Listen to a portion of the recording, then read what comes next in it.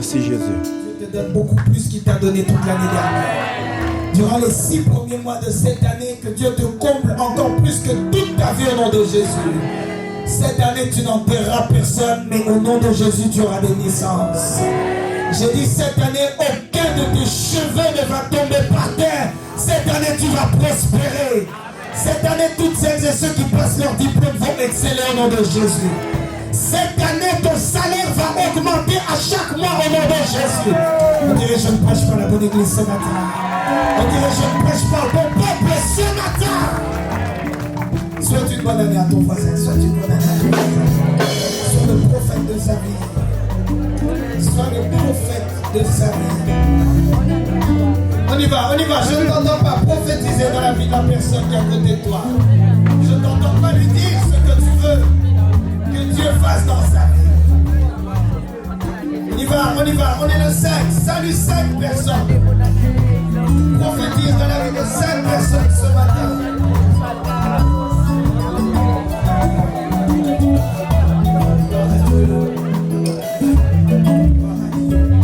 Est-ce qu'on peut acclamer très fort le Seigneur?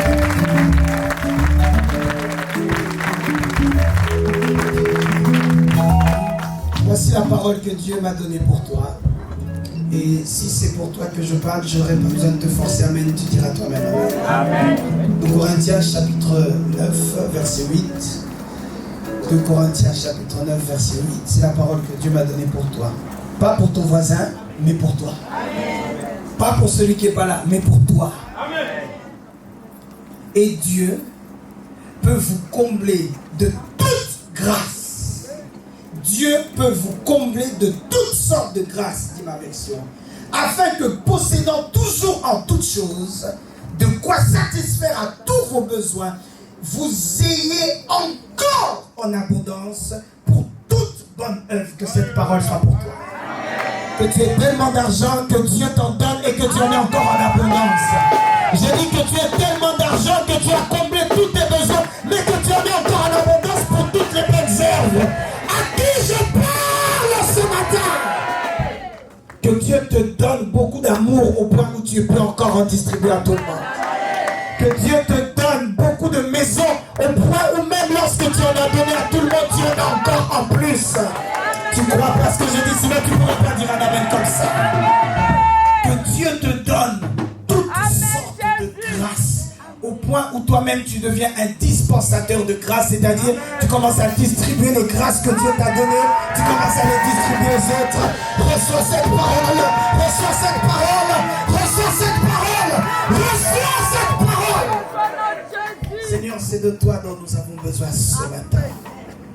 Pour ce premier culte de l'année, qui est en réalité, nous l'avons compris, le premier culte de cette décennie. Nous savons que ce culte va enfanter et engendrer plusieurs. Ainsi donc, nous prions qu'aucune parole ne puisse tomber dans une terre qui n'est pas prête, mais que nos cœurs soient prêts à recevoir ta parole. Seigneur, aide-nous à comprendre que ce culte ne va pas seulement déterminer le mois de janvier, il ne va pas seulement déterminer l'année 2020, mais que ce culte va déterminer la prochaine décennie. Amen. Que nous comprenions que parce qu'une nouvelle décennie vient d'ouvrir ses portes, que ce premier dimanche va également déterminer toute notre décennie. Amen, amen. Seigneur, aide-nous à le saisir, aide-nous à le comprendre. C'est en ton salon que nous avons prié. Seigneur, viens encore inspirer les paroles de mon cœur, les paroles de ma bouche et les pensées de mon cœur. Au nom tout-puissant de Jésus. Amen. Amen. Est-ce qu'on peut acclamer très fort le Seigneur? Je vous invite rapidement, s'il vous plaît, ce premier dimanche de l'année, à aller dans Ésaïe chapitre 55, s'il vous plaît. Ésaïe 55. Ésaïe chapitre 55. Je lirai 2 versets. Le thème de mon message de ce matin est que faire pendant l'attente de la promesse. Dis à ton voisin, que faire pendant l'attente de la promesse. Change de voisin, dis-lui que faire pendant l'attente. Que faire pendant l'attente? Isaïe, chapitre 55, verset 10 à 11. Je lis au nom de Jésus. Amen. C'est Dieu lui-même qui parle au travers de la bouche de son serviteur Isaïe. Et Dieu dit, comme la pluie et la neige descendent des cieux et n'y retournent pas sans avoir arrosé, fécondé la terre et fait germer les plantes, sans avoir donné la semence au semeur et du pain à celui qui mange. Verset 11. Ainsi en est-il de ma parole qui sort de ma bouche, elle ne retourne point à moi sans effet, sans avoir exécuté ma volonté et accompli mes desseins.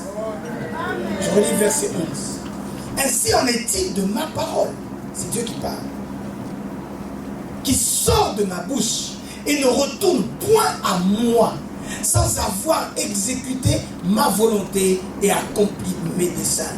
Que toute parole prononcée du haut de cet autel soit une semence qui va germer. Que toute parole qui sortira de cet autel ce matin soit une semence qui va donner du fruit dans ta vie. Et que ces fruits soient visibles et palpables au nom de Jésus-Christ.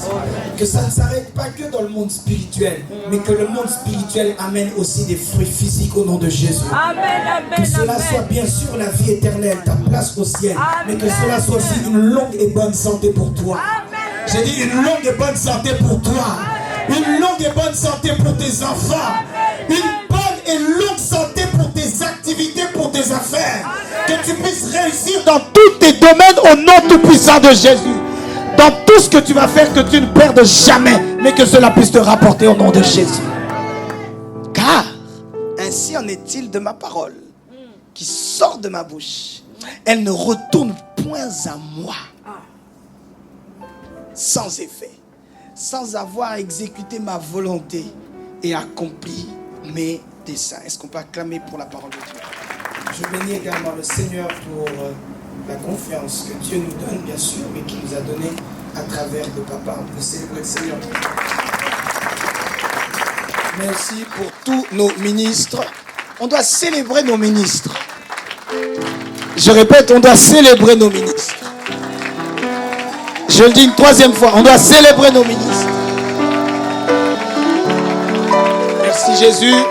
Prenons place, s'il vous plaît. Prenons place. Avant de continuer dans le vif du sujet, j'aimerais qu'on m'apporte des enveloppes afin que je fasse moi-même la distribution de ces enveloppes. Merci. Chaque année, nous avons la coutume dans cette maison, mais c'est parce que c'est une coutume biblique. Il y a plusieurs versets qui nous le montrent, mais nous nous basons, du moins nous aimons bien nous baser sur 1 Samuel chapitre 3, si ma mémoire est bonne, où on voit qu'un homme s'appelait Elkana. Elkana avait 2 femmes, Pénina et Anne, et chaque année, Elkana prenait un sacrifice, prenait une offrande, qu'il apportait au temple, au sacrificateur, afin qu'il apporte cette offrande pour lui, pour ses 2 femmes, à savoir Pénina et Anne, mais aussi pour tous les enfants qu'il avait avec Pénina, qui dit Amen. Amen. Oh, où est ton Amen? Amen. Je répète, où est ton Amen? Amen. C'est 2020 qui rend ton Amen comme ça ou quoi? Oh, donne-moi un véritable Amen. Amen. Non. C'est vrai, toutes choses anciennes sont passées, voici toutes choses sont devenues nouvelles, mais je préfère ton Amen de 2019. Donne-moi un Amen de 2019. Amen. Et donc, frères et sœurs, vous verrez que ce que notre ami Elkana faisait, il prenait une offrande pour lui, mais également pour toutes les personnes de sa maison. Je vais en parler tout à l'heure. Parmi les choses qu'il faut faire lorsqu'on attend l'accomplissement de la parole de Dieu, bien sûr, il faut honorer Dieu et sa parole, qui dit Amen. Mais il faut également avoir la sensibilité spirituelle. Il faut également être prophétique au point d'être comme Elkana, qu'il donnait une offrande pour l'enfant Samuel alors que l'enfant Samuel n'était pas encore arrivé au monde. Où est ton amen? Amen. Il faut avoir cette sensibilité prophétique de se dire, comme avant la fin de cette année, j'ai tel ou tel projet. Quand bien même nous sommes que le 5 janvier, le projet n'est pas encore là physiquement. Mais comme spirituellement ce projet existe parce qu'il est dans mon cœur, j'apporte déjà mon offrande à ce sujet. Qui dit Amen? Où est ton fort Amen? Amen. Alors, avant que j'aille dans le vif du sujet, je veux distribuer moi-même ces enveloppes. Peut-être tu ne les as pas encore prises. Pour aujourd'hui, l'enveloppe sortira de ma main. Viens prendre ton enveloppe. Peut-être tu ne l'as pas encore prise. Ou peut-être tu l'avais prise, mais tu t'es dit, ah, j'avais oublié. J'ai donné pour moi, mais je n'ai pas donné pour mon mariage. Et tu dois donner même pour ton mariage. Tu dis, je ne sais pas où est mon mari. Je ne sais pas où est ma femme. Mais parce qu'il ou elle est quelque part, je rends déjà grâce à Dieu pour lui. Toutes les enveloppes d'aujourd'hui vont sortir de ma main. Qui veut une enveloppe? Viens la prendre dans ma main. Pour tes études, pour ton travail. Dis à ton voisin, cette année, c'est l'année de l'alliance des pères. Change de voisin, lui il est fâché, on dirait. Change de voisin, dis-lui, cette année, c'est l'année de l'alliance des pères. Écoutez-moi bien, l'année de l'alliance des pères, c'est-à-dire que cette fois-ci, si d'habitude, c'était ton Dieu à toi qui t'exauçait, là c'est plus ton Dieu, c'est le Dieu de ton père. Je répète, à partir de cette année, ce n'est plus ton Dieu à toi qui va t'honorer, c'est le Dieu de ton père qui t'honorera. À partir de cette année, en réalité, tu ne vas plus bénéficier, du moins, tu n'auras plus les résultats de tes propres efforts. Tu auras les résultats des efforts que d'autres ont fait à ta place. On dirait que vous ne m'avez pas compris. Écoutez, peut-être que quelqu'un qui vit dans ce pays, dans notre génération, celui ou celle-là ne comprend pas. Mais si vous allez quelques années plus tôt, avant nous, 50, 60 ans, vous verrez que la France est passée par des temps très difficiles. Et du coup, vous verrez que ce qui est peut-être pour nous facile aujourd'hui, à l'époque, c'était toute une affaire difficile. Regarde, tu es malade. Tu n'as pas besoin de faire un grand effort. Tu vas ici dans une clinique, on t'aide, on te donne un Doliprane. Et après, tu vas chez le pharmacien. Et après. Comme je disais, il y a 2 ou 3 semaines, nous sommes dans un pays tellement bien fait, tellement bien organisé. D'autres pays, pour aller à l'école, il faut payer. Mais dans ce pays, on te paye pour aller à l'école. Qui dit Amen?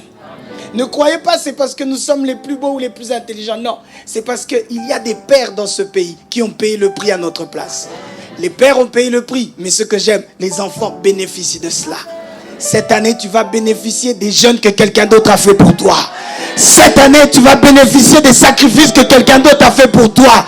Cette année, tu vas bénéficier d'une alliance. Là où peut-être Moïse a vu Canaan sans y entrer, nous sommes de la génération de Josué. Nous allons posséder Canaan. My God. Nous allons posséder Canaan. Je prêche à la bonne église ou pas ce matin? Est-ce qu'il y a un peuple qui veut posséder Canaan cette année? Prenons place. Que faire pendant l'attente de la promesse? Qui dit Amen? Pour introduire mon message rapidement, car je ne fais que continuer quelque chose qu'on avait commencé durant le jeûne que nous avions eu la retraite. Et la première des choses que j'ai à dire, frères et sœurs, c'est que la promesse est égale à toute parole de Dieu. Toute parole de Dieu. Toute parole de Dieu, qu'importe la forme, comprends que pour toi, c'est la parole de Dieu, c'est une promesse.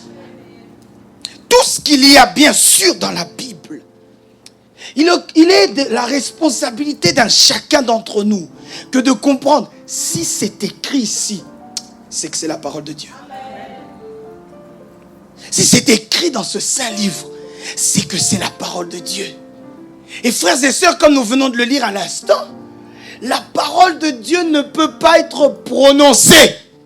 Du moins, elle ne peut pas rentrer vers Dieu, qui est l'émetteur du message, sans avoir accompli l'objectif pour lequel cette parole a été prononcée. Oh, j'ai envie de dire à quelqu'un, en réalité, en d'autres termes, Dieu ne parle pas pour rien. Vous m'entendez ce matin?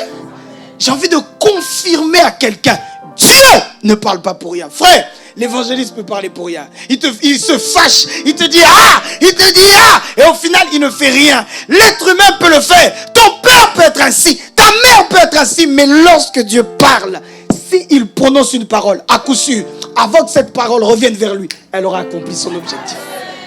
Ton amen est où? Non, ton fort amen est où? Mes frères et sœurs, il est dans chacun d'entre nous, il faudrait qu'à chacun d'entre nous comprenne que la promesse, c'est toute parole de Dieu qui est contenue dans la Bible. Mais tu peux également entendre la voix de Dieu au travers d'un message comme maintenant. Tu peux entendre la parole de Dieu même au travers d'un collègue de travail. Il te parle. Il croirait que c'est lui qui parle. Mais en réalité, tu dois être assez sensible.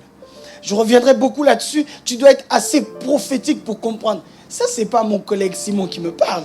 C'est Dieu qui me parle à travers de Simon. Tu veux te lancer dans une activité, tu ne sais pas par où commencer. Et là, Simon est en train de te montrer quel plan tu dois suivre. Il est en train de te dire, fais telle formation. Va t'inscrire auprès de tel institut. Il y a telle personne qui serait là pour t'aider même à financer cette formation. Tu dois comprendre. Non. C'est pas Nathalie qui me parle. Non. C'est pas mon manager qui me parle. Là, c'est Dieu qui me parle au travers de lui. La parole de Dieu, frères et sœurs, souvent on a l'impression qu'il faut un prédicateur, il faut quelqu'un avec une cravate qui est accompagné par Matthieu. Là, on se dit, ah, c'est Dieu, frère. Un texto peut représenter la parole de Dieu. Un texto que tu reçois de la part de Auchan qui te dit, bonne nouvelle, nous avons scellé, vous êtes élus parmi toutes les personnes de votre quartier. Celui qui n'est pas sensible va se dire, oh, c'est que des publicités. Mais quelqu'un qui a un minimum, j'insiste, un minimum de sensibilité spirituelle, celui ou celle-là va se dire, hey, comment même Auchan sait que je suis élu de Dieu. Voici la différence entre celles et ceux qui avancent et celles et ceux qui n'avancent pas. Celui qui n'avance pas, il a toujours une question. Pourquoi ça ne marchera pas? Mais maintenant, je change ta question parce que je te transfère des vaincus aux vainqueurs. Je te transfère des déçus à ceux qui avancent. Je te transfère à ceux qui étaient des internels insatisfaits, à ceux qui montent maintenant dans la hauteur au nom de Jésus. Et ceux qui sont dans ce cas-là se posent une seule question. Ils disent, pourquoi ça marcherait? Là où toi tu dis, pourquoi ça ne marchera pas? L'autre se pose la question, pourquoi ça marcherait? Maintenant, change ta question. Dis-toi pourquoi ça marcherait. Comment ça va marcher? Et d'ailleurs même, vous verrez que quand tu te poses cette première question, tu es obligé d'avancer dans la deuxième qui te dit, que vais-je faire quand ça va marcher? Que de chrétiens qui sont parfois assis ici, remplis du Saint-Esprit, mais avant même le début de l'année, ils se disent déjà, 2020, c'est pas mon année. Qui t'a dit que c'est pas ton année? Qui dit Amen. La parole de Dieu, frères et sœurs, c'est toute promesse qui est dans les Écritures, qui vient d'un chant, qui vient d'une prédication. En d'autres termes, en fait, frères et sœurs, Dieu peut te parler de toutes les manières. La Bible elle-même dira, Dieu parle tantôt d'une manière, tantôt d'une autre. Qu'importe la manière, il faut que toi tu saisisses. La forme peut être changeante, mais le fond, c'est la parole de Dieu. La forme peut être étrange, parce que vous verrez que parfois, on a notre schéma, tu vois. On se dit, on commence à 10h, et ben, de 10h à 11h, on fait ça, et puis après ça, on fait ça. Là, il y a des gens, ils étaient étonnés. Oh, mais pourquoi on distribue les enveloppes maintenant? D'habitude, on distribue après. Et après ça, on entend la prédication. Et après la prédication, on prie un peu. Et après, on prie un peu. Et après, on donne nos offrandes. Et après ça, on distribue les enveloppes. Et après, il y a les annonces. Tout le monde s'en fout, hein, mais il y a les annonces. Comme d'autres qui sont là. Ils disent, aujourd'hui, c'était 10h. Mais on n'a pas dit si, on a dit. Mais on n'a pas dit si, on a dit. Pourquoi? Parce que chacun d'entre nous sait à quel moment il est concentré, à quel moment il n'est pas concentré. Vous savez que tel qu'on est là, on peut faire les offrandes maintenant. Ouais, on fait les offrandes maintenant. Et après, on prie. Et après, on rentre à la maison. Mais que personne dit, mais je suis perdu là. Donc, chacun d'entre nous a même son schéma par rapport à comment Dieu va me parler. Écoutez, j'aimerais préparer l'église pour même cette année parce qu'il va se passer des choses, ça va tous nous étonner. Ne t'attends pas, frères et sœurs, à chaque fois qu'un prédicateur, comme je disais à maman hier ou avant-hier, à chaque fois qu'un prédicateur parle, il faut qu'il crie, il faut qu'il transpire. Je vous amènerai des prédicateurs ici cette année, quand ils parlent, ils ne crient pas. Que personne ne vienne me dire, ou que personne n'ose penser, oh il n'a pas crié, oh là là, il n'y avait pas l'onction, il y avait l'onction. L'onction n'a rien à voir avec le volume sonore. Envoie la main. Que personne dise, oh mais non, mais d'habitude c'est pas comme ça. Les d'habitude là, enlève ça. Que faire pendant l'attente? Ça fait partie aussi des choses à faire. Enlève les d'habitude, c'est comme ça. Non mais moi j'ai un schéma, c'est comme ça. Un homme de Dieu doit être comme ça. Un homme de Dieu doit parler comme ça. Imagine un jour l'évangéliste il vient prêcher, mais il est en t-shirt. Que personne dise, bon, hein? Il n'y a pas de bon. Oh? Oui, frères et sœurs, car il y en aura cette année. Ne croyez pas qu'on va rester seulement qu'entre nous. Les mêmes prédicateurs que tu vois d'habitude, c'est les mêmes prédicateurs qui viennent ici. Je refuse ces choses. Il faut qu'on arrive à s'étendre et à s'élargir. On arrive à donner, ou du moins à avoir un nouveau cercle de personnes, de prédicateurs même, où ils ont d'autres codes. Pas seulement nos codes à nous, mais des gens qui disent, vous pouvez me baisser un peu le volume là. C'est un peu trop fort là. Mais lorsque cette personne parle, il est profond dans les Écritures. Où est l'amen? Mes frères et sœurs, enlevons tous ces schémas, tous ces codes qu'on a dans nos têtes. Il faut que tu ailles à l'essentiel en te disant, le plus important, c'est la parole de Dieu. Où est l'amen? La deuxième chose que j'ai à dire, c'est qu'un chacun d'entre nous doit comprendre et saisir. Certes, Dieu fait des promesses. Certes, Dieu nous parle. Mais une fois que Dieu nous a parlé, le film n'est pas fini. Une fois que Dieu nous parle, on ne se dit pas c'est bon, c'est terminé. C'est fini. Marc 16, celui qui croira et qui sera baptisé sera sauvé. Je suis baptisé, je suis sauvé. Je mène ma vie comme je veux. C'est pas grave, je suis sauvé. Je n'ai de compte à rendre à personne. C'est pas grave, je suis sauvé. Frère, ça c'est autre chose. C'est pas la parole de Dieu. Je ne sais pas de quel Dieu tu parles, mais le Dieu que nous présente la Bible, bien sûr, il prononce ses promesses. Bien sûr, il court derrière sa parole, dit la parole de Dieu, pour accomplir sa promesse. Oui, mais ça c'est sa part à lui. Toi aussi tu as la tienne. Non, ton amen, j'aime pas. Dieu fait sa part. Mais sachez, mes amis, que tu auras toujours ta part à faire. Beaucoup sont déçus à la fin de l'année. Pourquoi? Oh, mais j'ai rien reçu. Oh, mais toutes les promesses là, c'était pour les autres. Moi, je n'ai rien reçu. Non. À coup sûr. Lui a accompli sa part. Toi, tu ne l'as pas fait.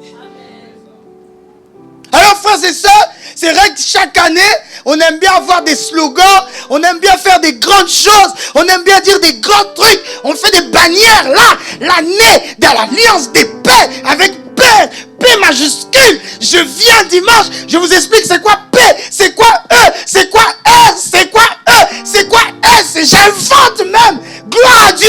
Si tu ne fais pas ta part, je perds mon temps. Si tu ne fais pas ta part, je perds mon temps. Et mes amis, si tu veux gagner du temps dans la vie, comprends dès maintenant, là, le 5 janvier, que Dieu a toujours fonctionné ainsi. Il fait sa part, tu as aussi ta part. Oh, donne-moi un bon amen, je veux dire quelque chose. Posons-nous une question. Pourquoi des personnes réussissent dans la vie, mais ces gens-là n'ont même pas Dieu? Réfléchissons. Hein. Ce que je dis là, c'est, comme j'aime vous dire, ce sont des choses que je ne peux pas dire partout parce que d'autres ne vont pas comprendre ce que je dis. Mais là, revenons un peu sur terre. Parce que nous sommes tous ici-bas sur terre. Alors, frères et sœurs, pourquoi d'autres avancent? Mais le dimanche pour eux, dans leur planning et dans leur agenda, le dimanche matin, je fais mon petit footing, je vais voir ma boulangère, et à midi, ou plus tard 13h, il faut qu'après avoir fait mon footing, je sois devant mon plat. Et je regarde les 12 coups de midi de M. Nan. Mais comment ça se fait, frères et sœurs, que ces gens-là ne font pas tous les sacrifices que toi et moi nous faisons, mais ils avancent plus que nous? Tu t'es jamais posé cette question? Oh, ben pose-la toi maintenant. Pourquoi ton locataire, du moins ton bailleur à qui tu payes ton loyer, lui ne fait pas toutes les acrobaties que toi tu fais? Mais pourquoi lui il avance plus que toi? Et lorsque même tu oses, parce qu'il faut oser, j'en parlerai tout à l'heure, lorsque tu oses même lui dire Dieu, il te dit mais ce sont des absurdités ça. Il te dit mais Dieu n'existe pas. Il va même te dire, oh, tu crois à ces choses? Tu crois à ces bêtises? Mes frères et sœurs, pourquoi eux avancent et nous n'avançons pas? Je crois avoir un début de réponse. C'est parce que eux, quoi qu'il arrive, ils jouent leur rôle. Qu'ils soient conscients ou pas de la promesse que Dieu a fait pour eux. Mais eux, ils jouent leur rôle. Tu verras que les plus sérieux, c'est qui? C'est eux. Tu verras que les plus persévérants, c'est qui? C'est eux. Mais comment ça se fait? Nous disons nous avons le Saint-Esprit.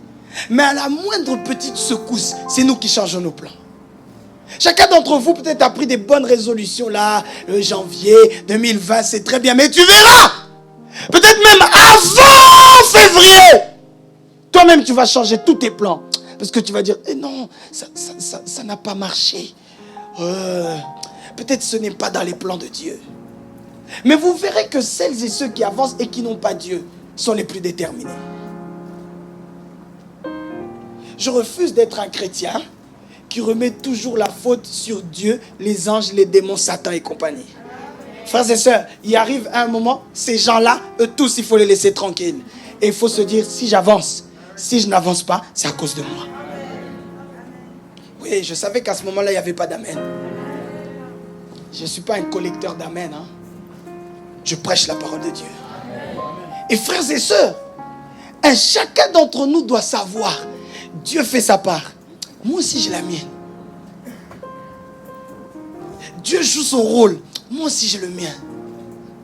Dieu joue son rôle de Dieu. Il joue son rôle de la personne qui dit la promesse. C'est très bien. Mais moi aussi j'ai mon rôle.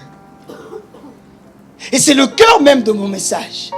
De se dire, Dieu a son rôle. Moi aussi j'ai le mien. Dieu a son rôle, il a prononcé la parole. Mais après ça, moi, que dois-je faire? On peut évoluer ensemble? On peut évoluer ensemble? Première des choses. Les 2-3 premières choses, je ne vais ne faire que de répéter. Premièrement, c'est la prière. On peut dire la prière. Plus fort que ça, la prière. Mes amis, un chrétien doit être un homme de prière. Je ne comprends pas quel christianisme maintenant on veut mettre en place où vous verrez qu'on fait tout sauf prier. On fait tout. On parle, on crie, on discute, on fait avancer notre réseau, on fait des plans,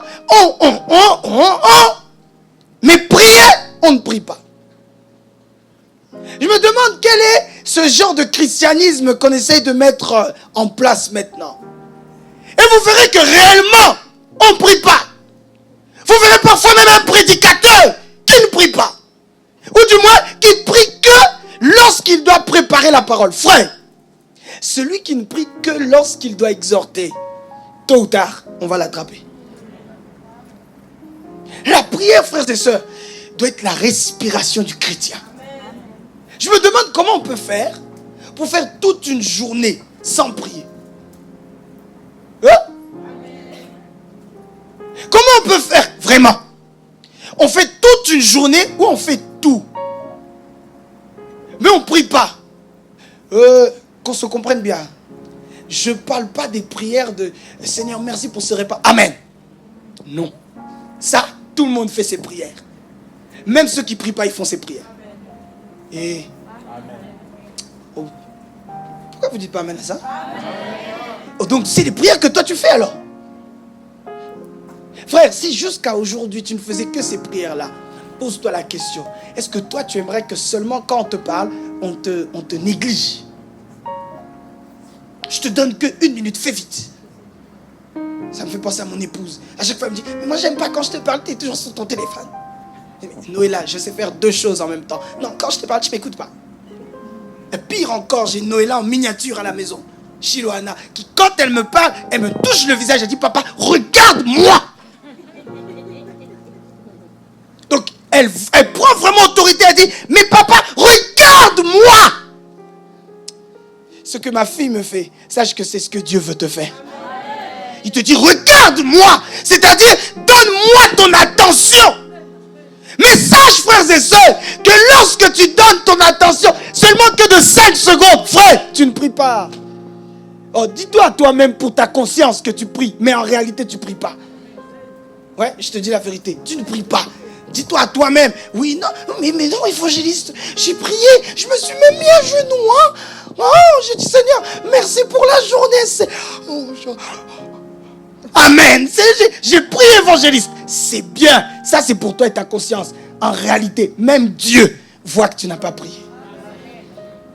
La première des choses, quand on attend la promesse, frères et sœurs, on doit être des hommes et des femmes de prière. Alors, c'est vrai que prier n'est pas qu'une question de position, c'est-à-dire si on est debout, si on est assis. Avant tout, c'est une disposition du cœur. Qui dit Amen. Tu peux être au travail, mais tu es en train de prier dans ton cœur. Tu peux être à l'école, mais tu es en train de prier dans ton cœur. Tu peux être dans ta voiture, tu es en train de prier dans ton cœur. C'est bien.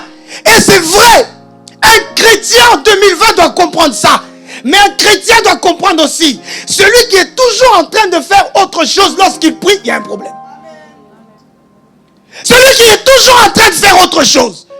Donc toi, tu n'es jamais en train de prier seul. Tout le temps, tu pries en même temps que tu. Je prie en même temps, j'écoute ma femme. Je prie en même temps, je suis devant la télé. Je prie en même temps, je. Frère, si tu ne fais que ça, il y a un souci. Oh. Ah, ton amen lui aussi. Monte un peu ton niveau d'amen. Non, frères et sœurs. La première des choses, nous devons être des hommes et des femmes de prière. Un chrétien, une chrétienne qui prie. Frère, tu es plus que l'arme de destruction massive pour l'ennemi. L'ennemi ne pourra pas te toucher. Parce qu'il sait, voici là, il y a un homme et une femme de prière ambulante. Partout où il est, partout où elle est, il est toujours en prière. Quel est ce démon qui pourra te toucher? Quel est ce sorcier qui pourra te... Autre chose. Quelle est cette dépression qui pourrait être dans ton cœur? Quand elle veut monter, toi tu es toujours en prière. Quand une mauvaise nouvelle veut piquer ton cœur, veut amener en toi une anxiété ou autre chose, tu es un homme et une femme de prière. On te reçoit dans un bureau, on t'annonce une mauvaise nouvelle. Il se dit, j'annonce une mauvaise nouvelle à un homme. J'annonce une mauvaise nouvelle à une femme. En réalité, ils ont oublié de dire, j'annonce une mauvaise nouvelle à une personne, oui, qui est en prière. Est-ce qu'on se comprend? Est-ce qu'on s'entend? Dis à ton voisin, sois un homme de prière. Sois une femme de prière. Encourage-le, dis-lui, sois une femme de prière. Qui dit Amen. Deuxième chose que nous avions déjà vue, c'est que lorsque on attend la promesse de Dieu, nous devons être des hommes et des femmes qui sont basés sur la parole et rien d'autre. J'insiste sur ça. Basés sur la parole et rien d'autre. Ne te base pas sur une parole qu'un homme t'a donnée. Un homme me fait une promesse. Une femme m'a fait une promesse. J'attends. Il m'a promis le travail. J'attends. Il m'a promis une somme d'argent. J'attends. Il m'a promis le mariage. Si tu savais combien on leur a promis le mariage. Jusqu'aujourd'hui, ils attendent. Celui qui leur a promis le mariage, il s'est déjà marié et fiancé et même des enfants avec d'autres. Mais eux, ils attendent seulement. Ça, c'est des personnes qui sont des spécialistes d'Habakkuk. Même si elles tardent, j'attendrai jusqu'à ce qu'elles s'accomplissent. Ma soeur, si tu es là, j'efface ce verset de ta bouche au nom de Jésus. S'il est déjà parti, laisse-le partir. Toutes choses anciennes sont passées, voici toutes choses sont devenues nouvelles. Vous n'aimez pas ce que je dis ici, on dirait.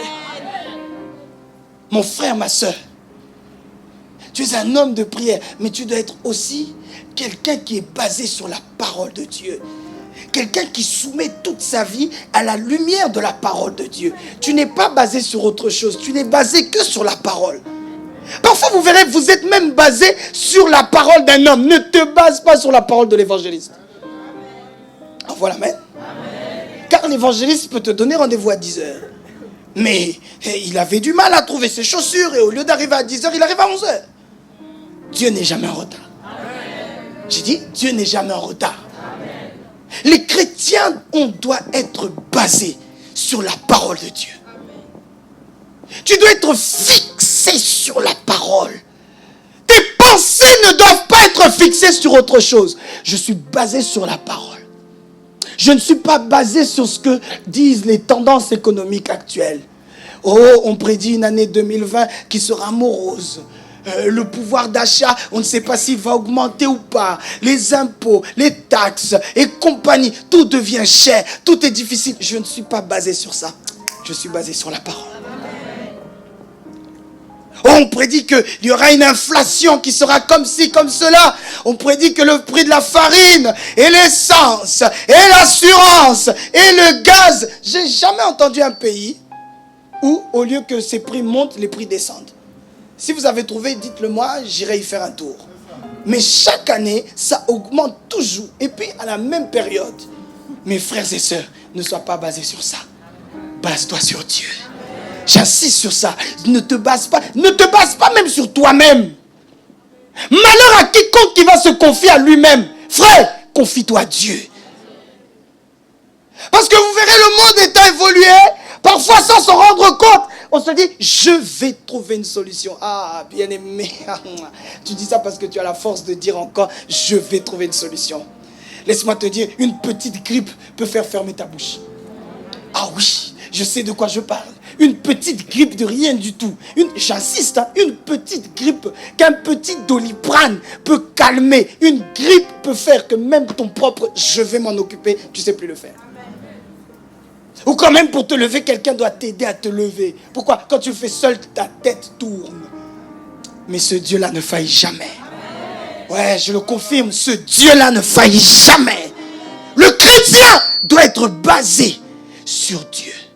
Je me base sur sa parole. Oh, et je repense à cette parabole que Christ nous a enseignée en disant que lorsqu'une maison est basée sur le sable, la tempête vient, elle va renverser la maison. Mais celui qui bâtit sa maison sur le roc, celui-ci ne faillira jamais.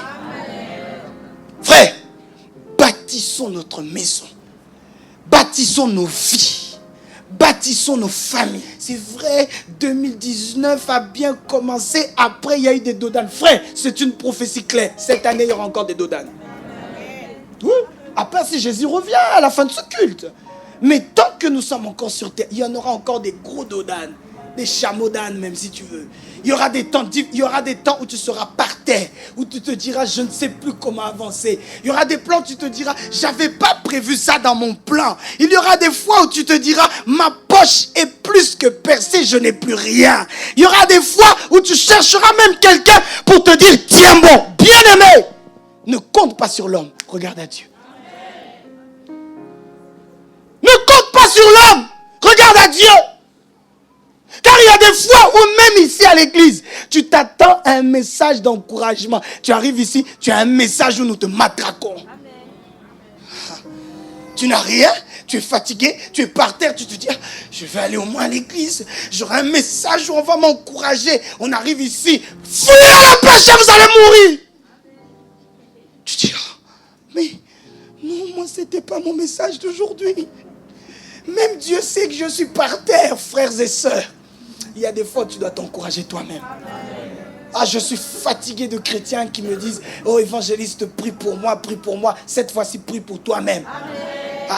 Lorsque Josué est sur le point de prendre la succession du grand prophète Moïse, Moïse est parti. Israël, dites-vous qu'ils ont vu la main de Dieu à travers de Moïse, mais malgré ça, ils étaient toujours têtus. Moïse part. Et là, Josué doit prendre sa succession. Et au moment où donc il a peur, où il est en train de trembler, Dieu vient lui parler pour lui dire, fortifie-toi toi-même. Dieu ne dit pas, je t'envoie un tel pour te fortifier. Dieu ne dit pas non plus, appuie-toi sur moi, ma droite te rassurera. Dieu lui dit, fortifie-toi toi-même. À travers ça, moi je vois comme une menace, où Dieu lui dit deux choses. Un, si tu as peur, je te ferai encore plus peur. Si tu trembles, je te ferai encore plus trembler. Mais Dieu lui dit, deuxième chose, si tu prends courage, je t'encouragerai. Je veux des hommes et des femmes qui sont capables, lorsqu'il y a l'adversité, qui se disent, je vais affronter cela. Pas, non, priez pour moi. Pas prier pour moi, prie toi-même. Les choses doivent changer ici. J'ai dit, les choses doivent changer ici. Ou toi-même, tu vois, il y a l'adversité. Tu sais, il y a des fois où le fort taux de stress, tu le sens monter. Tu sens la pression qui est en train de t'affaisser. Tu sens que tu es assailli par plusieurs choses. Mais à ce moment-là, regarde à Dieu. Ne regarde pas à l'homme. Regarde à Dieu. Sois basé sur sa parole. Je suis étonné des chrétiens qui ne connaissent zéro verset biblique. Frère, il y a des versets que tu dois connaître de tête. Des versets où tu n'as pas besoin de regarder dans ton téléphone. Des versets où toi-même tu te dis, ça c'est mon verset. Lorsque tu joues au poker, tu sais que ça, c'est le dernier coup que je vais faire. Ce verset-là, ça aussi, tu dois avoir de tête. Au moment où l'adversité est en train de monter, tu te rassures toi-même. Allez lire plusieurs psaumes, vous verrez que David est capable parfois de dire, oh mon âme, pourquoi t'affliges-tu? On voit qu'il s'exhorte lui-même, car il sent que son cœur est sur le point de lâcher. Frère, tu veux réussir cette année, sois sûr d'une chose. Il y aura des fois où ton cœur voudra lâcher. Mais à ce moment-là, tu dois dire, mon âme, pourquoi t'affiches-tu? Base-toi sur l'Éternel.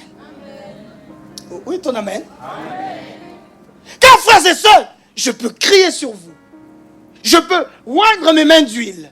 Je peux oindre mes mains d'huile et j'impose mes mains sur vous comme vous voulez, pas de problème.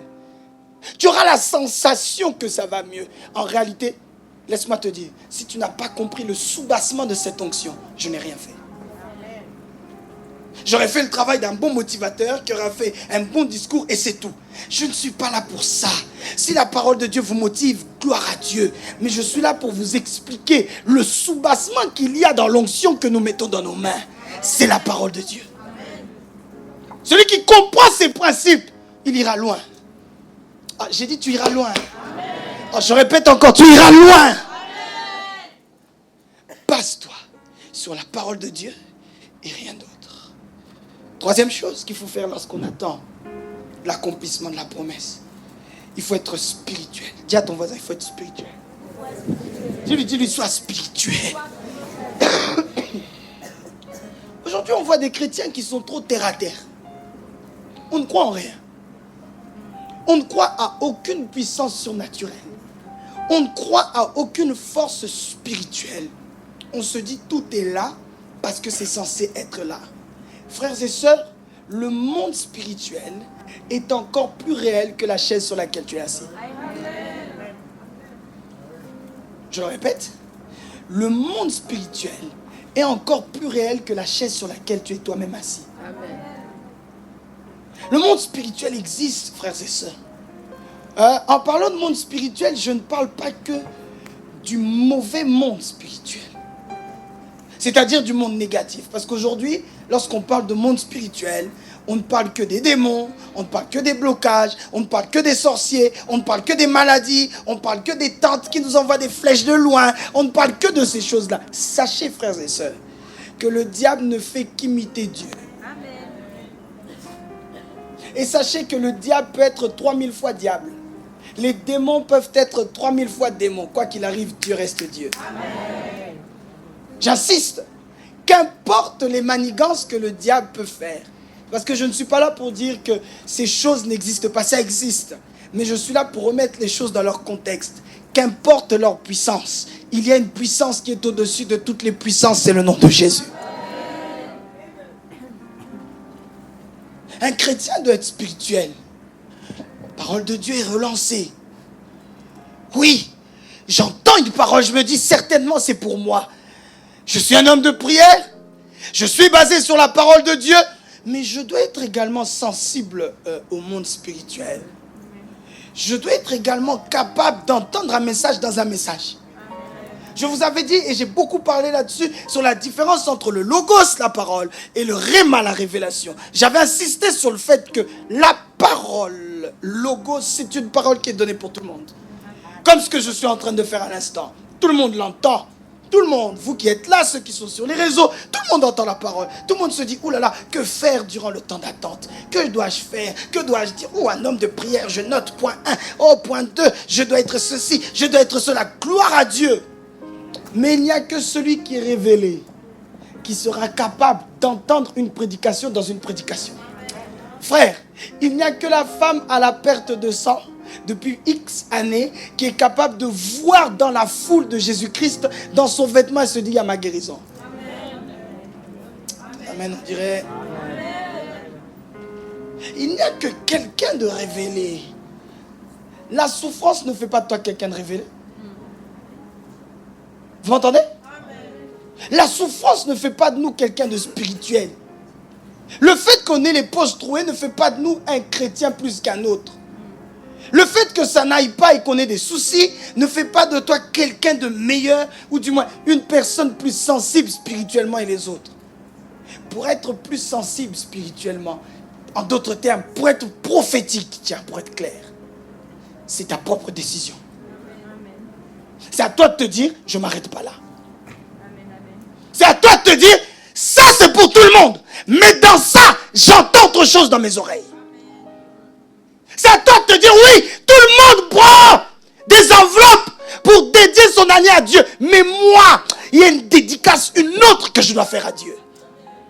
Ah, frères et sœurs, il y a certaines offrandes que tu ne dois même pas prévenir ton pasteur. Ouais, tu donnes seulement et tu dis, ça, c'est entre moi et Dieu. Car tu dois comprendre, bien sûr je suis ton pasteur, mais je suis un être humain. Imaginez-vous, je vois une mère de famille qui est en train d'éduquer ses enfants seule, qui m'amène tout son salaire et qui me dit, évangéliste, prends tout ça. Frère, je prendrai et je te rendrai. Pourquoi? Ma sensibilité humaine va faire que je vais me dire, mais comment ils vont vivre? Comment vont-ils vivre? Raison pour laquelle il y a certaines offrandes, tu ne préviens personne. Même l'homme de Dieu, tu ne le préviens pas.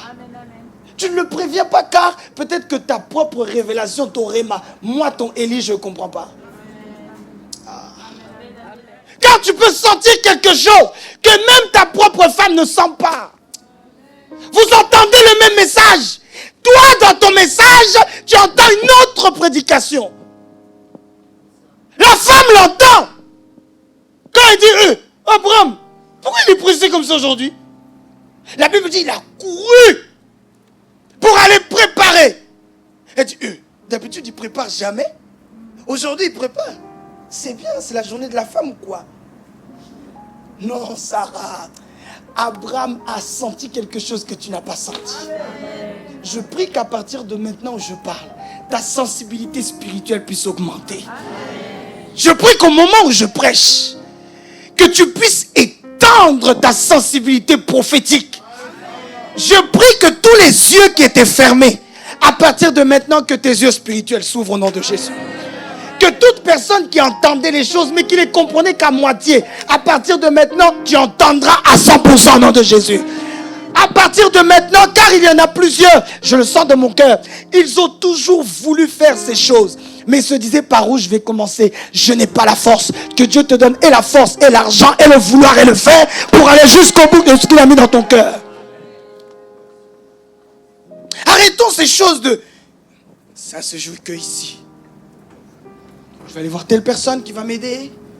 Je cherche du travail, il va m'aider comme ci, comme ça, puis c'est terminé. Frère, quand une personne fait 5 ans, 10 ans sans travailler, alors que c'est contre sa volonté, frère, ce n'est plus physique, c'est spirituel.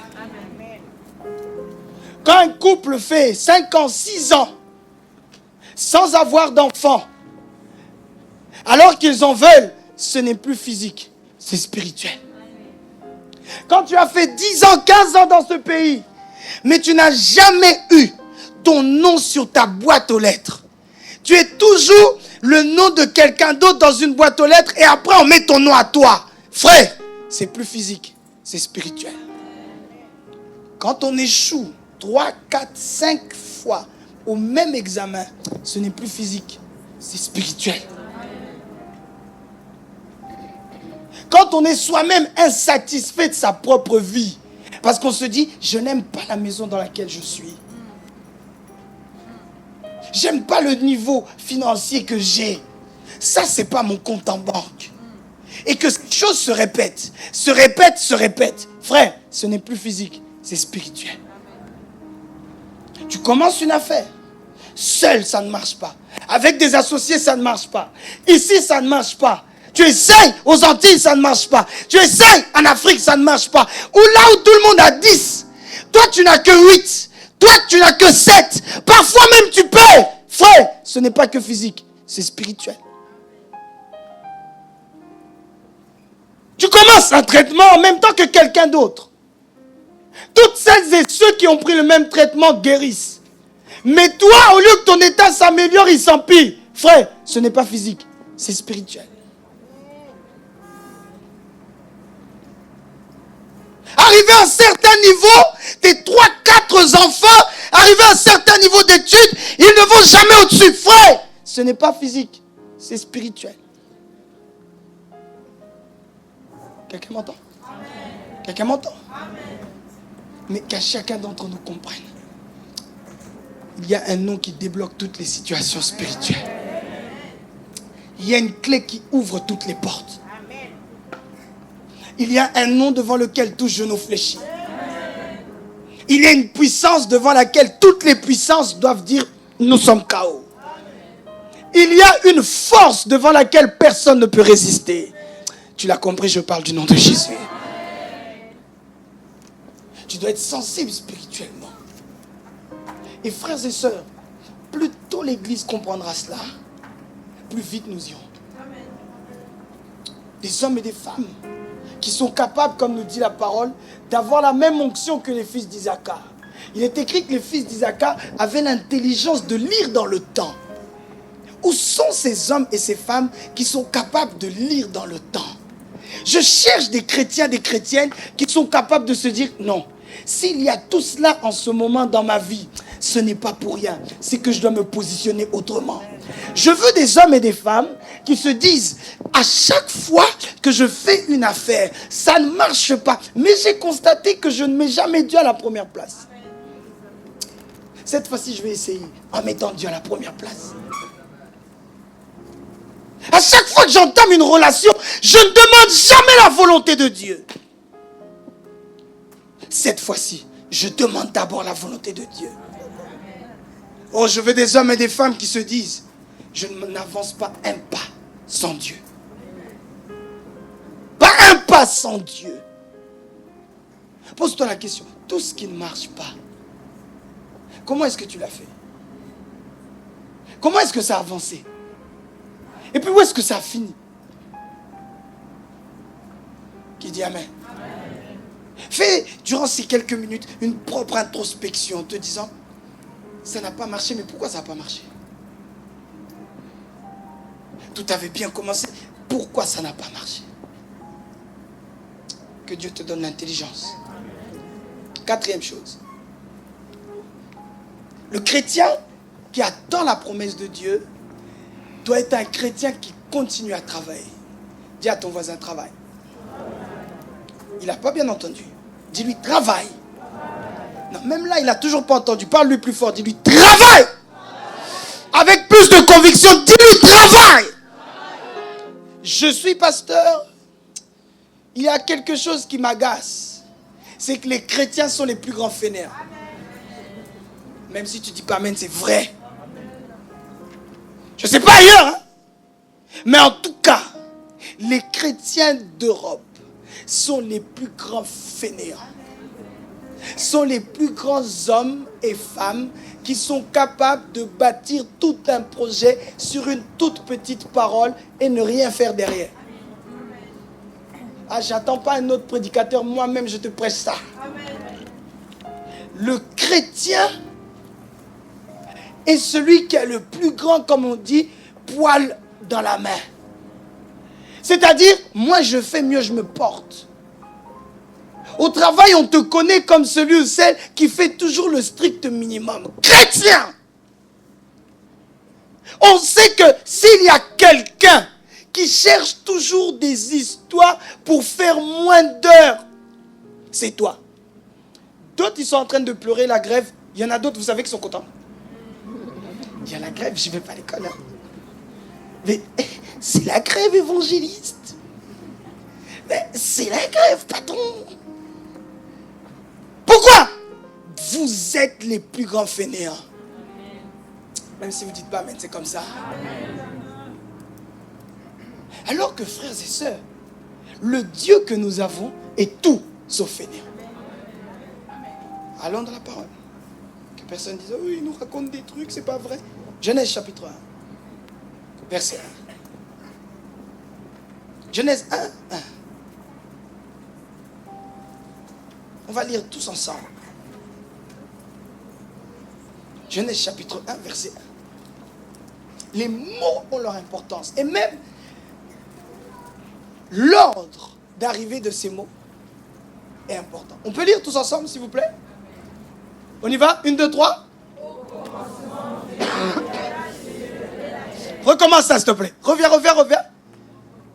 Le premier verset. Reviens au premier. On y va tous ensemble? 1, 2, 3. Au commencement, Dieu créa les cieux et la terre. Verset 2, on y va?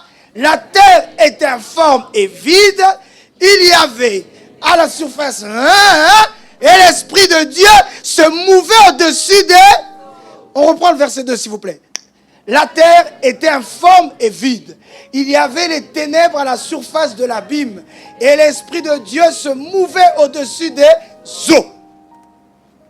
Reste là, s'il te plaît. Le premier verbe de la Bible est le verbe créer.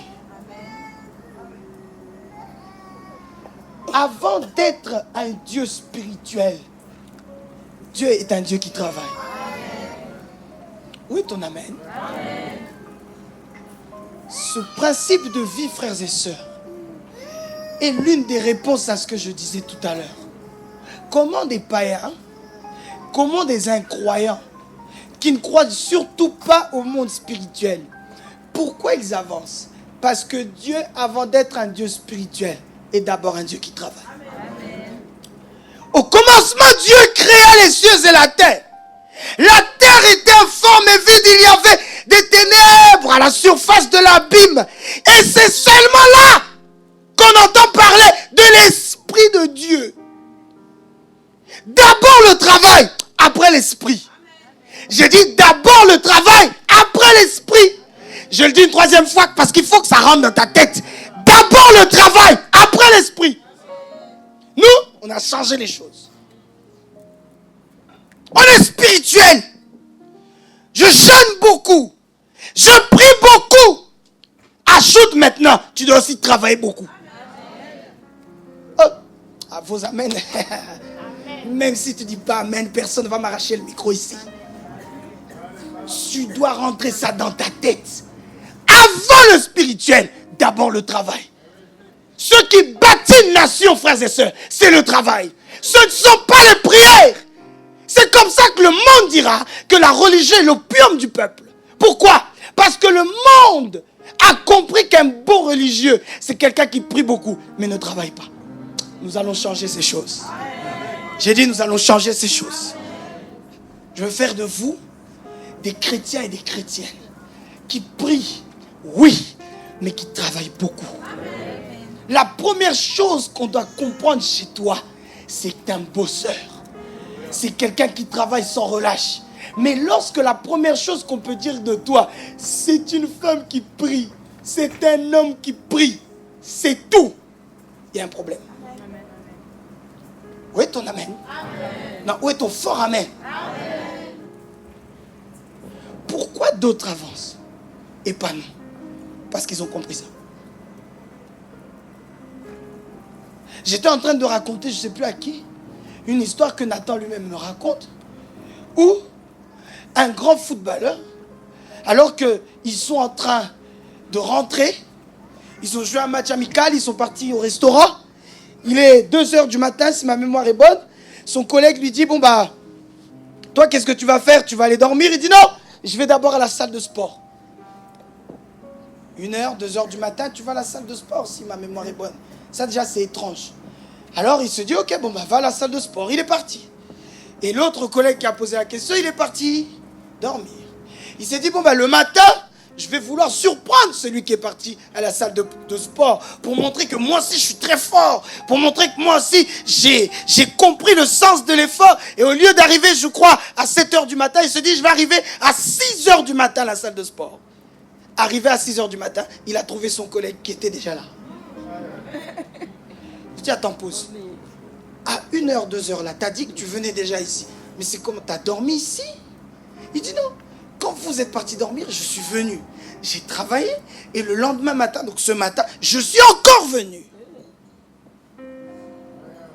Doyen, quelqu'un comme ça, comment on va pas dire qu'il est bon? Oh, j'aimerais que notre système de pensée puisse changer.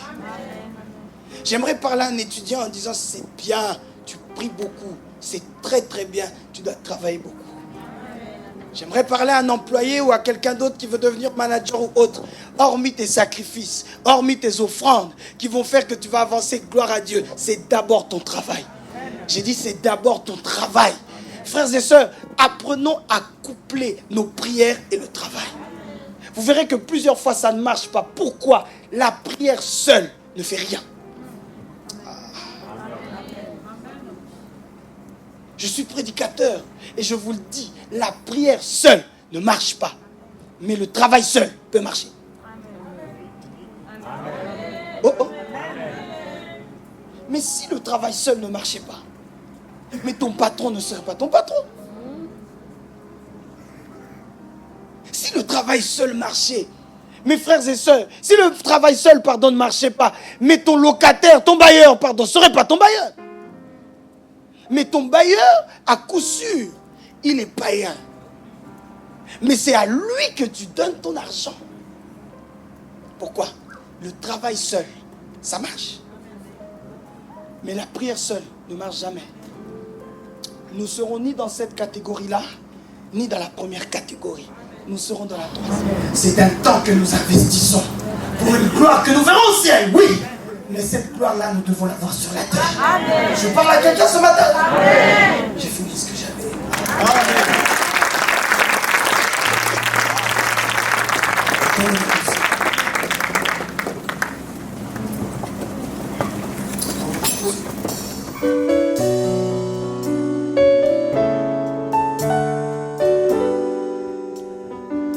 Merci Jésus.